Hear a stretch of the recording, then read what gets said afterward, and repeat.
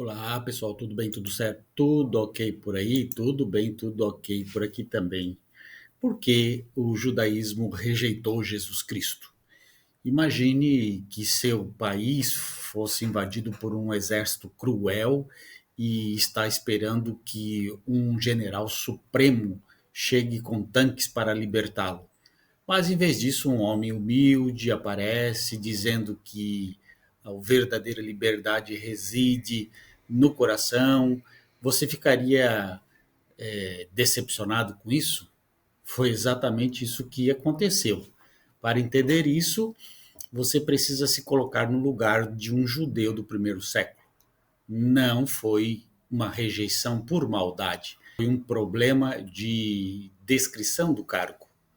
De acordo com as tradições e a interpretação das escrituras antigas, o Messias tinha uma missão terrena muito clara. Ele deveria ser um líder político e militar, como o rei Davi, que expulsaria os romanos, libertaria fisicamente Israel e estabeleceria a paz mundial imediatamente. Em contraste, Jesus apareceu com um plano completamente diferente. Ele não trouxe espadas, mas uma mensagem radical sobre amor ao próximo, o perdão, a salvação da alma, não do território. Para muitos, isso simplesmente não fazia sentido. Era como se tivessem pedido um guerreiro e recebido um mestre espiritual.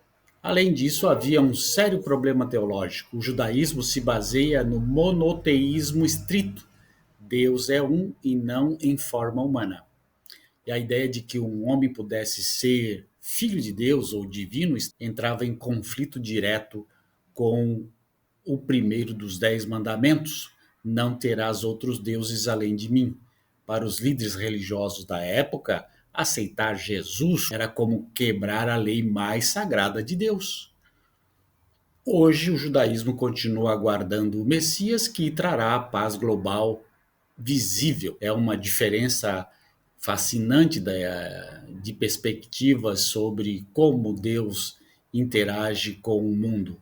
Basicamente, existem duas tendências entre os judeus. Primeiro, não acreditam que tenha existido um homem chamado Yeshua ben Yosef do século I. Segundo, mesmo que ele tivesse existido, ele não era e não podia ser o Messias. Os judeus não acreditam que Yeshua ben Yosef tenha sido o Messias, porque, como já falamos anteriormente, Jesus não preenche e não pode preencher de forma alguma os requisitos para ser um Messias. Para que ele pudesse ser o Messias, ele deveria cumprir alguns critérios da Taná, que define as características que afirmam o Messias, e ele deve cumprir todas as características simultaneamente, sob pena de ser desqualificado.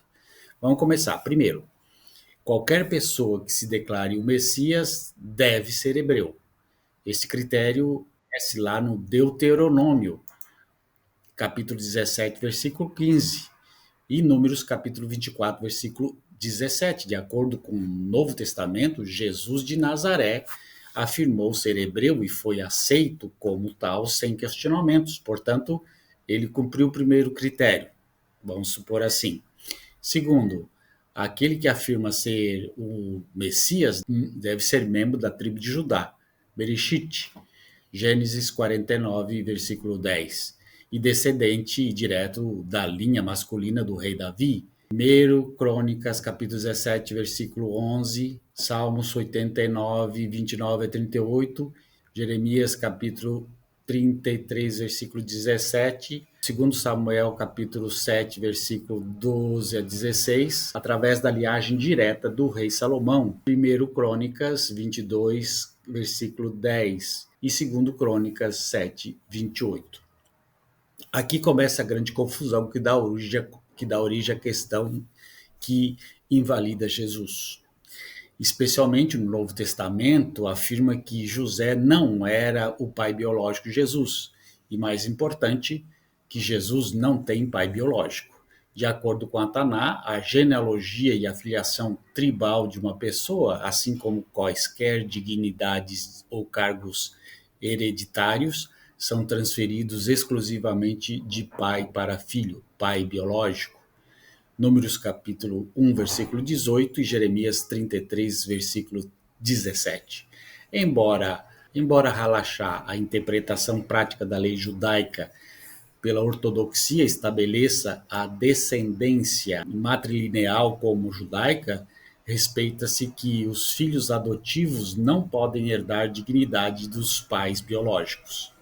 Por exemplo, se um judeu comum for adotado por um Kohen, um judeu descendente dos sacerdotes não adquiriu a dignidade de Kohen, ou mesmo se amplia a qualquer cargo hereditário. Visto que o Messias é o rei de Israel, um filho adotivo não poderia reivindicar tal título. Tradicionalmente, considera-se que a genealogia de Mateus traça a ascendência de Jesus através de José e a de Lucas através de Maria. Mesmo desconsiderando este ponto, um problema sério permanece. José, embora descendente de Davi por meio de Salomão, também é descendente de Conias, que recebeu uma terrível maldição. Nenhum de seus descendentes conseguirá se sentar no trono de Davi ou reinar sobre Judá. Isso está em Jeremias capítulo 22, versículo 30. As genealogias de Jesus que acabei de mencionar são incrivelmente contraditórias. E esse impasse é tradicionalmente resolvido com a explicação ad hoc mencionada. Embora o texto grego nunca apoie tal interpretação, mas digamos que aceitamos isso e resolvamos o problema da falta de um pai biológico para Jesus, aceitando que a linhagem real pode ser traçada pela linha materna. Resta então um problema significativo. De acordo com Lucas 3:31, Maria descende de Davi por meio de Natã, irmão de Salomão, e não do próprio Salomão. O resultado é que Jesus de Nazaré não cumpre o segundo quesito de forma alguma, e a resposta a essa pergunta é sim. Isso desqualifica Jesus como Messias. Os requisitos restantes. Aquele que afirma ser o Messias trará todo o povo judeu de volta do exílio e os retornará a Eretz Israel. Yazayahu, Isaías capítulo 27, 12 a 13 e Isaías 11, versículo 12. Aquele que se declarar Messias terá sucesso na reconstrução do Templo de Jerusalém, diz Miqueias capítulo 1, versículo 1. Jesus não construiu o Templo de Jerusalém, ainda continua destruído no ano 70. Logo, não aconteceu, Jesus é reprovado. Aquele que afirma que o Messias terá sucesso em estabelecer a paz mundial por meio do seu aparecimento e de sua obra, Isaías capítulo 2, versículo 4 e capítulo 11, versículo 6, e Miqueias capítulo 4, versículo 3. Não trouxe a paz no mundo Jesus. Logo, isso desqualifica ele como Messias. Aquele que afirma ser o Messias convencerá o mundo inteiro a reconhecer e servir somente a um Deus. Isaías capítulo 11, versículo 9 e também 40, versículo 5. Sofonias capítulo 3, versículo 9. Não há no mundo inteiro uma só religião, uma teocracia. Existem milhares de religiões. Logo, Jesus, por não fazer isso acontecer, ele é reprovado como Messias. Então, os 6 critérios reunidos na citação de Ezequiel 37, 24 e 28 não são realizados de Jesus, logo Jesus é reprovado como o Messias, o Salvador, o Libertador. Portanto, reiteramos, sim, o fato de Jesus ter nascido de uma virgem o desqualifica completamente de ser considerado um Messias, um Salvador. Bom, além disso, Jesus não pode ser validado como o Messias por mais razões. Uma delas é porque simplesmente Jesus não tem nenhum registro histórico real, sério, de sua existência. Fontes, indícios sugerem uma construção imaginária e até mesmo posterior para dar validade mística àquela antiga seita. Em outras palavras, ele provavelmente não existiu, e se existiu, ele não cumpriu os preceitos para ser rei. A Bíblia, sendo um texto de ficção fantástica, não tem autoridade para afirmar ou negar nada. Qualquer pessoa que queira acreditar nela deve saber que acreditar e saber são duas coisas muito diferentes. É razoável pensar que, se essa figura tivesse qualquer aparência de consistência e realidade, já haveria manifestações concretas e provas reais de sua existência. E não há nenhuma, além da grosseira falsificação do Santo Sudário e dos textos canonizados, dos textos santificados pela própria Igreja, pelos próprios construtores do próprio Jesus teológico.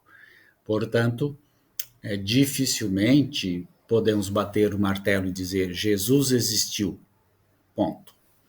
Bom, mas se Jesus existiu, ele existiu como uma pessoa que se revoltou contra o Império Romano, como outros que se revoltaram e foram mortos na cruz, ele também foi um desses que morreu na cruz. E na cruz ficou, e na cruz apodreceu, como era costume acontecer. O resto, todas as histórias posteriores, tudo que está escrito na Bíblia sobre Jesus, sobre os seus milagres, sobre a ressurreição, sobre ele ser o Filho de Deus, tudo isso é invenção posterior, 3, 4, 5 séculos depois da sua morte. Portanto, Jesus pode não ter existido, há evidências para isso. Jesus pode ter existido, também há evidências para isso. Porém, o Jesus da Bíblia não existiu. Um grande abraço. Tchau, tchau.